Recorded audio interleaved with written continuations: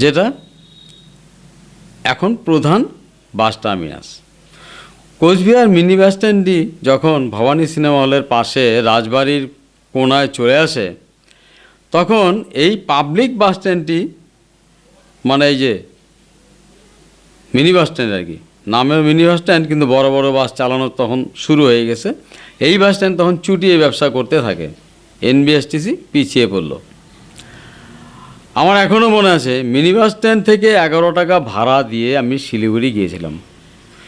Cooch Behar Siliguri mini bus service খুব ভালো ছিল। যাই হোক, চলুন তাহলে এবার আমরা আগে এনবিএসটিসির সেন্ট্রাল বাস টার্মিনাসটি দেখে নেব। অত্যাধুনিক এই বাস স্ট্যান্ডটি বেশি নিয়ম পালন করতে গিয়ে ব্যবসায় মার খেয়ে গেল। আমি ব্যক্তিগতভাবে বলবো, এই দুনিয়ায় সবাই স্বাধীনভাবে চলাচল করতে চায়, তাহলে যারা যাত্রী তারা কেন সেটা চাবে না? এনবিএসটিসি কী করলো? যাত্রীদের স্বাধীনতায় হাত দিয়ে দিল। তাদের নিয়ম অনেকটা এয়ারপোর্ট মতো করে ফেলছিল। এনবিএসটিসির যে নিয়ম, মানে বাস ধরার যে নিয়ম, তাদের যে চেকিংয়ের নিয়ম পদ্ধতি, বাপরে বাপ, একদম এয়ারপোর্টের মতো। বাইরের দিকের কাউন্টার থেকে টিকিট না কেটে এই বাস টার্মিনাসে ঢোকা নিষেধ ছিল। বিনা টিকিটে টার্মিনাসে ভিতরে ঢুকতে দেওয়া হতো না। ঢুকলে যাত্রীদের হেনস্থা করা হতো। বিভিন্ন গেটে বারবার টিকিট চেক করা হতো। যাত্রীরা এই ব্যবস্থাগুলো পছন্দ করল না। তাদের স্বাধীনতা নষ্ট হচ্ছিল।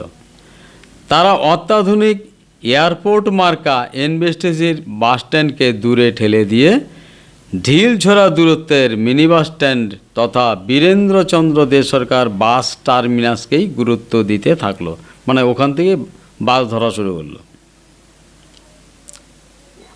যা আজ পশ্চিমবাংলার বৃহত্তম বাস স্ট্যান্ড বলেই জানি। পাবলিকের বাস সার্ভিসের সঙ্গে গভর্নমেন্ট বাস সার্ভিস পেরে উঠল না। মনে ওরা কি, যারা গভর্নমেন্ট সার্ভিস করে, যা হচ্ছে গভর্নমেন্ট বুঝবে। লাভ হলো গভর্নমেন্টের, ক্ষতি হলো গভর্নমেন্টের।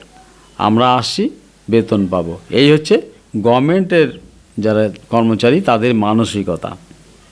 কিন্তু এটা সার্ভিস, মনে রাখতে হবে। তাই এই যে পেরে উঠছিল না, এই যে পার্থক্যটা, এটা পরিষ্কার বোঝা যাচ্ছিল। হেরে গেল এনবিএসটিসি। দেখুন, এখানে দাঁড়িয়ে আছে গুটি কয়েক গাড়ি।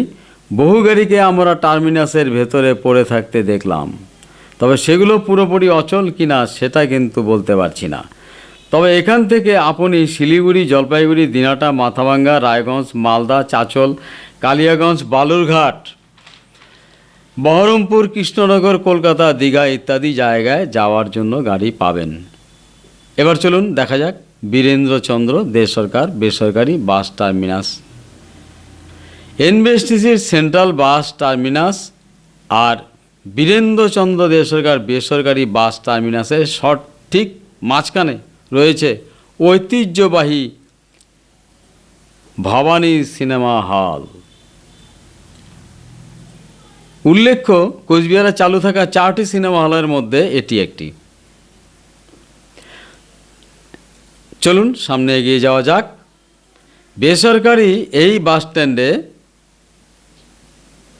চলাফেরার কোনো বাধা নিষেধ নাই। টিকিট কাউন্টার থেকে টিকিট কেটে উঠলে আপনার সিট নিশ্চিত। আমি এই বেসরকারি বাস স্ট্যান্ডের কথা বলছি।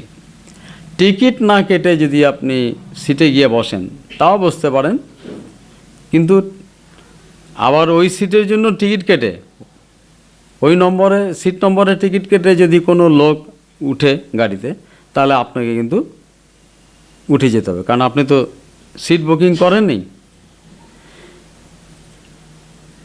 আচ্ছা, তখন আপনাকে যেতে হবে।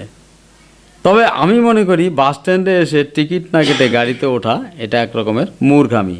এই স্ট্যান্ড থেকে আপনি দিনহাটা, মাথাভাঙ্গা, তুফানগঞ্জ, বারোবিশা, বঙ্গাইগাঁও, গুয়াহাটি, ইটানগর, নওগাঁও, জোরহাট নিয়মিত গাড়ি পেয়ে যাবেন।